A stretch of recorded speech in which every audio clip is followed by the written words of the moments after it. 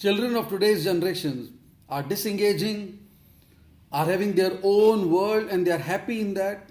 At times they are rebellious and at times they are too adventurous. That is the complaint that parents and grandparents seem to be making all the time. And I don't want to blame them either. But as a mentor, as a career counselor, I have observed few changes and I would like to share those. First and foremost, these changes are not social, cultural and emotional. They transcend those phenomena. These changes are neurological, they are biological. There is science in it. The moment children transcends 10 years, children between 10 to 19, the brain witnesses major shift in its structure. Two aspects, the limbic system in the brain and prefrontal cortex. They have different functions. Ironically, the limbic system changes faster, and limbic system essentially focuses on emotions and reward, whereas the prefrontal cortex focuses on empathy, reasoning, self-regulation and perspective, which takes time to mature. It takes almost 23 to 24 years of age. And this is where the real challenge comes.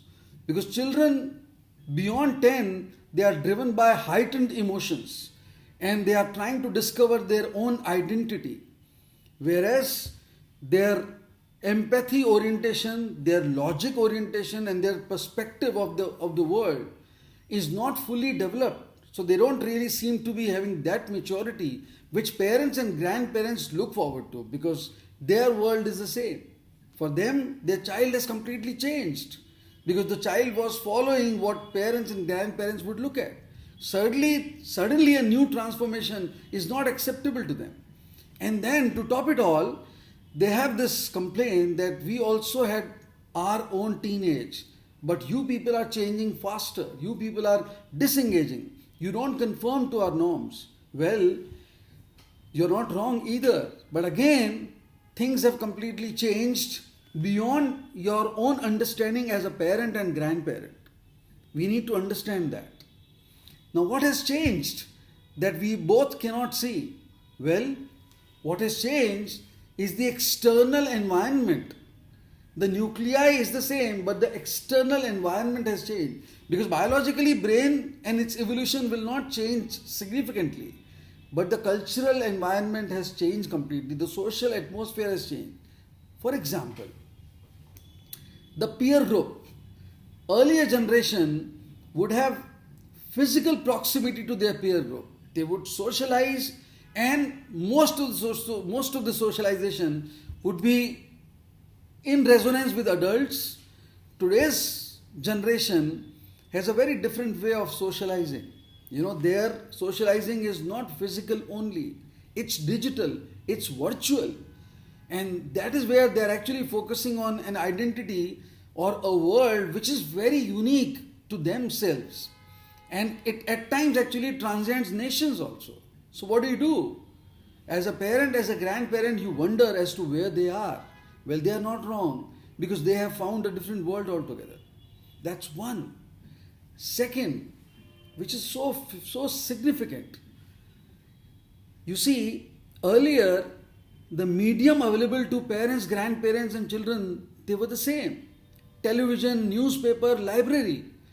Information seeking would be the same, organic. But today, parents and grandparents are seeking information from different sources. And this generation is seeking information from different sources. For example, TikTok. For example, Instagram. For example, YouTube. I mean, the way young people or children discover their world, grandparents and parents cannot even imagine. So the orientation changes, the perspective changes, life around them changes. And we are not able to understand and we are not able to at times fathom this change. Because for us, when I say us, I'm talking about parents and grandparents. For us, our child has completely changed his or her orientation and we are not able to digest it. Well, this challenge has been faced by people across the world. You are not new. All you need to do is you have to change the lenses through which you're looking at your own world and your children's world. Because if you don't change it, you will have the same grudge and you will witness that gap which can never be bridged. So, well, what's the solution then?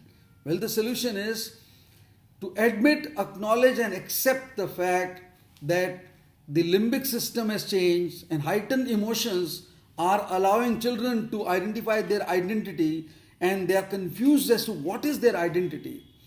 Accept the fact that the prefrontal cortex will take its own time.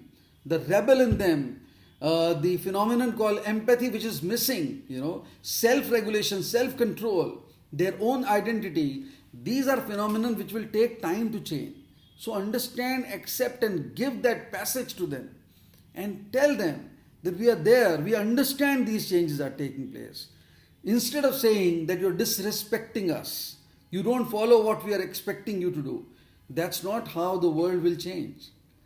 Second, try to understand and accept their medium of communication also, the way they socialize, their virtual world. Discover that world and accept the fact that their world also has some value addition.